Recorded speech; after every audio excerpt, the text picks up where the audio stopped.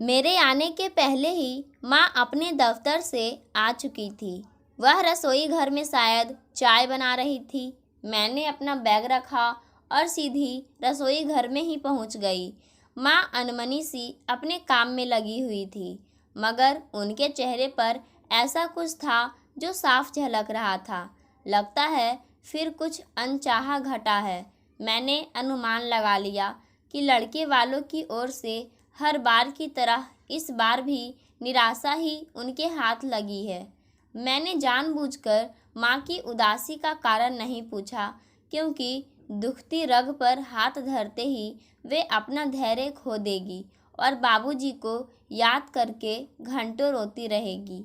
माँ ने मेरी ओर बिना देखे ही चाय का प्याला आगे बढ़ा दिया, जिसे थामे मैं बरामदे में कुर्सी पर आ बैठी और माँ अपने कमरे में चली गई थी। विषाद से मेरा मन भर उठा।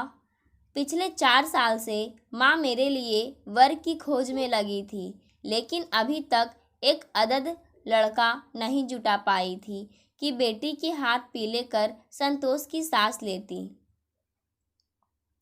माँ अंत जातीय विवाह के पक्ष में नहीं थी। अपने ब्राह्मण अत्व का दर्प उन्हें किसी मोड़ पर संधि की स्थिति में ही नहीं आने देता था। मेरी अच्छी खासी नौकरी और ठीक ठाक रूप रंग होते हुए भी विवाह में विलंब होता जा रहा था। जो परिवार माँ को अच्छा लगता वह हमें अपनाने से इनकार कर देता, और जिनको हम पसंद आते उन्हें माँ अपनी बेटी देने से इनकार कर देती। शहर बंद होने के कारण मैं सड़क पर खड़ी खड़ी बेजार हो चुकी थी। कोई रिक्शा, बस, ऑटो रिक्शा आदि नहीं चल रहा था। घर से माँ ने रितिका की स्कूटी भी नहीं लाने दी थी। हालांकि रितिका का कॉलेज बंद था, मुझे दफ्तर पहुंचना था, कई आवश्यक काम करने थे। न जाती तो व्यर्थ ही अफसर की कुपभाजन बनती। इधर उधर देखा, कोई भी जान पहचान का नहीं दिखा। घड़ी पर निगाह गई तो पूरा 1 घंटा हो गया था खड़े खड़े। मैं सामने ही देखे जा रही थी। अचानक स्कूटर पर एक नौजवान आता दिखा। वह पास आता गया तो पहचान के चिन्ह उभर आए। यह तो शायद सुमित, हाँ वही था, मेरे साथ कॉलेज में पढ़ता था। वह भी मुझे पहचान गया। स्कूटर रेंगता हुआ मेरे पास आकर रुक गया। सुमित, मैंने धीरे से पुकारा। पारुल, तुम यहाँ अकेली खड़ी क्या कर रही हो? बस स्टॉप पर क्या करते हैं? दफ्तर जाने के लिए खड़ी थी, लेकिन लगता नहीं कि आज जा पाऊंगी। आज कितने अरसे बाद दिखी हो तुम। शहर बंद ना होता तो शायद आज भी नहीं दिखती, कहकर वह हंसने लगा। और तुम बिल्कुल सही समय पर आए हो, कहकर मैं उसके पीछे बैठने का संकेत पाते ही स्कूटर पर बैठ गई। रास्ते भर सुमित और मैं कॉलेज से निकलने के बाद का ब्यौरा एक दूसरे को देते रहे। वह बीकॉम करके अपना व्यवसाय कर रहा था और मैं एमकॉम करके नौकरी करने लगी थी। बातों बातों में मेरा दफ्तर आ चुका था और वह मुझे उतार कर अपने रास्ते चला गया। गोरा चिट्टा, लंबी कद काठी के सम्मोहक व्यक्तित्व का स्वामी सुमित कितने बरसों बाद मिला था। कॉलेज के समय कैसा दुबला पतला सरकंडे सा था। खैर, मैं उसे भूलकर दफ्तर के काम में उलझ गई। होश में तब आई जब छुट्टी का समय हुआ। अब घर लौट कर कैसे जाऊंगी, सोचती हुई बाहर निकल ही रही थी कि सामने गुलमोहर के पेड़ तले स्कूटर लिए सुमित खड़ा दिखाई दिया। उसने वहीं से आवाज़ दी, पारुल तुम? मैं आश्चर्य में पड़ी उस तक पहुंच गई। तुम्हें काम था कोई यहाँ? नहीं, तुम्हें लेने आया हूँ।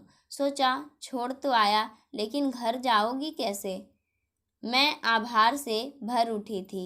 उस दिन के बाद तो रोज ही आना जाना साथ होने लगा। हम साथ साथ घूमते हुए दुनिया भर की बातें करते। एक दिन सुमित घर आया तो माँ को उसका विनम्र व्यवहार और सौम्य व्यक्तित्व प्रभावित कर गए। छोटी बहन रितिका बड़े शर्मीले स्वभाव की थी। वह तो उसके सामने आती ही नहीं थी। वह आता और मुझसे बात करके चला जाता। मैं रितिका को चाय बनाकर लाने के लिए कहती, लेकिन वह नहीं आती। एक बात मैं कितने ही दिनों से महसूस कर रही थी। मुझे बार बार लगता कि जैसे सुमित कुछ कहना चाहता है, लेकिन कहते कहते जाने क्या सोचकर रुक जाता है। किसी अनकही बात को लेकर बेचैन सा वह महीनों भर से मेरे साथ चल रहा था। एक दिन सुमित मुझे स्कूटर से उतार कर चलने लगा तो मैंने ही उसे घर में बुला लिया। अंदर आओ, एक प्याला चाय पीकर जाना। वह मासूम बालक सा मेरे पीछे पीछे चला आया। माँ घर में नहीं थी और रितिका भी कॉलेज से नहीं आई थी, सो चाय मैंने बनाई। चाय के दौरान पारुल, एक बात कहूँ, कहते कहते ही उसे जोर से खांसी आ गई। गले में शायद कुछ फंस गया था। वह बुरी तरह खांसने लगा। मैं दौड़कर गिलास में पानी ले आई और गिलास उसके होठों से लगाकर उसकी पीठ सहलाने लगी। खांसी का दौर समाप्त हुआ तो वह मुस्कुराने की कोशिश करने लगा। आंखों में खांसी के कारण आंसू भर आए थे। सुमित, क्या कहने जा रहे थे तुम? अरे भाई, ऐसी कौन सी बात थी जिसके कारण खांसी आने लगी? सुनकर वह हंसने लगा। पारुल, मैं तुम्हारे बिना नहीं रह। अधूरा वाक्य छोड़कर नीचे देखने लगा और मैं शर्माकर गंभीर हो उठी और लाज की लाली मेरे मुख पर दौड़ गई। सुमित, यही बात कहने के लिए तो मैं ना जाने कब से सोच रही थी, धीरे से कहकर मैंने उसके प्रेम निवेदन का उत्तर दे दिया था। दोनों अपनी अपनी जगह चुप बैठे रहे थे। लग रहा था इन वाक्यों को कहने के लिए ही हम इतने दिनों से ना जाने कितनी बातें बस ऐसे ही करे जा रहे थे। एक दूसरे से दृष्टि मिला पाना कैसा दुभर लग रहा था। शाम खुशनुमा हो उठी थी और अनुपम सुनहरी आभा बिखेरती जीवन के हर पल पर उतर रही थी। मौसम का हर दिन रंगीन हो उठा था। मैं और सुमित पखेरुओं के पंख से लगाए प्रीत के गगन पर उड़ चले थे। हम लोग एक जाति के नहीं थे, लेकिन आपस में विवाह करने की प्रतिज्ञा कर चुके थे। झरझर बरसता सावन का महीना था। चारों ओर हरियाली नजर आ रही थी। पत्तों पर टपकती जल की बूंदें कैसी शरारतें लगने लगी थी। अकेले में गुनगुनाने को जी करता था। सुमित का साथ पाकर सारी सृष्टि इंद्रधनुषी हो उठी थी। सोनपुर चलोगी पारुल? एक दिन सुमित ने पूछा था। मेला दिखाने ले चलोगे? हाँ, माँ हमारे साथ जा नहीं सकती थी और अकेले सुमित के साथ मेरा जाना उन्हें मंजूर नहीं था। अतः मैंने रितिका से अपने साथ चलने को कहा तो उसने साफ इनकार कर दिया। पगली, घर से कॉलेज और कॉलेज से घर, यही है ना तेरी दिनचर्या? बाहर निकलेगी तो मन बहल जाएगा। मैंने उसे समझाकर तैयार कर लिया था। हम तीनों साथ ही गए थे। मैं बीच में बैठी थी। सुमित और रितिका मेरे इधर उधर बैठे थे बस की सीट पर। इस यात्रा के बीच रितिका थोड़ा बहुत खुलने लगी थी। सुमित के साथ मेले की भीड़ भाड़ में हम एक दूसरे का हाथ थामे घूमते रहे थे। सुमित लगभग रोज ही हमारे घर आता था, लेकिन अब हमारी बातों के बीच रितिका भी होती। मैं सोचती थी कि सुमित बुरा मानेगा कि हर समय छोटी बहन को साथ रखती है, इसलिए मैंने एक दिन रितिका को किसी काम के बहाने दीप्ति के घर भेज दिया था। लेकिन थोड़ी देर रितिका नहीं दिखी तो सुमित ने पूछ ही लिया, रितिका कहाँ है? काम से गई है दीप्ति के घर, मैंने अनजान बनते हुए कह दिया। उस दिन तो वह चला गया, लेकिन अब जब भी आता रितिका से बातें करने को आतुर रहता। यदि वह सामने ना आती तो उसके कमरे में पहुंच जाता। मैंने सुमित से शीघ्र शादी करने को कहा था, लेकिन वह कहाँ माना था। अभी क्या जल्दी है पारुल? मेरा काम ठीक से जम जाने दो तो कब करेंगे हम लोग शादी सुमित? बस साल 1.5 साल का समय मुझे दे दो पारुल। मैं क्या कहती, चुप हो गई। मेरी भी तरक्की होने वाली थी, उसमें तबादला भी हो सकता था। सोचा शायद दोनों की ही हित में है। अब जब भी सुमित आता, रितिका उससे खूब खुलकर बातें करती। वह मजाक करता तो वह हंसकर उसका उत्तर देती थी। धीरे धीरे दोनों भोंडे मजाकों पर उतर आए। मुझसे सुना नहीं जाता था, आखिर कहना ही पड़ा मुझे। सुमित, अपनी सीमा मत लांघो। उस लड़की से ऐसी बातें, मेरे इस बात का असर तो हुआ था सुमित पर, लेकिन साली के रिश्ते की आड़ में उसने अपने अनगरल बोलों को छुपा दिया था। अब वह संयत होकर बोलता था, फिर भी कहीं ना कहीं से उसका अनुचित आशय झलक ही जाता। रितिका को मेरा यह मर्यादित व्यवहार करने का सुझाव अच्छा न लगा। मैं दिन पर दिन यही महसूस कर रही थी कि रितिका सुमित की ओर अदृश्य डोर से बंधी खींची चली जा रही है। सुमित से कहा तो वह यही बोला था, पारुल, यह तुम्हारा व्यर्थ का भ्रम है। ऐसा कुछ नहीं है जिस पर तुम्हें आपत्ति हो। छुट्टी का दिन था, माँ घर पर नहीं थी। रितिका दीप्ति के घर गई थी, अकेली उब चुकी थी। मैं सोचा कि घर की सफाई करनी चाहिए। हफ्ते भर तो व्यस्तता रहती है। माँ की अलमारी साफ कर दी, फिर अपनी और फिर रितिका की किताबें हटाई थी तो किसी पुस्तक से सुमित का फोटो मेरे पाँव के पास आ गिरा। फोटो को देखते ही मेरा मन कैसी कंटीली झाड़ी में उलझ गया था कि निकालने के सब प्रयत्न व्यर्थ हो गए। लाख कोशिशों के बावजूद मैं अपने मन को समझा पाई थी, पर मेरी आशंका गलत कहाँ थी। रितिका शाम को लौटी तो मैंने उसे समझाने की चेष्टा की थी। देख रितिका, क्यों सुमित के चक्कर में पड़ी है? वह शादी का वादा तो किसी और से कर चुका है। जिस बहन के मुख से कभी बोल भी नहीं फूटते थे, आज वह यूँ दावा नल उगलने लगेगी, ऐसा तो मैंने सोचा भी नहीं था। रितिका गुस्से से फूट पड़ी। क्यों मेरे पीछे पड़ी हो दीदी? हर समय तुम इसी ताक झाक में लगी रहती हो कि मैं सुमित से बात तो नहीं कर रही। मैं क्यों ताक झाक करूँगी? मैं तो तुझे समझा रही हूँ। मैंने धीरे से कहा। क्या समझाना चाहती हो? मुझे बोलो, क्या कहती मैं? चुप ही रही। सोचने लगी कि आज रितिका को क्या हो गया है। इसका मुख तो दीदी दीदी कहते थकता नहीं था, आज या ऐसे सीधी पड़ गई। देख रितिका, तुझे क्या मिल जाएगा सुमित को मुझसे छीनकर? मैंने सीधा प्रश्न किया था। किससे? किससे छीनकर? वह वितृष्णा से भर उठी थी। मैंने किसी से नहीं छीना उसे, वह मुझे मिला है। फिर तुम सुमित को क्यों नहीं रोकती? मैं बुलाती हूँ क्या उसे? उसने तड़ाक से ये वाक्य मेरे मुख पर दे मारे। अंधे कुएं में धंसी जा रही थी मैं।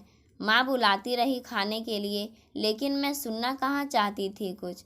माँ, सिर में दर्द है कहकर किसी तरह उनसे निजात पा गई थी, लेकिन वह मेरे बहानों को कहाँ अंगीकार कर पाई थी।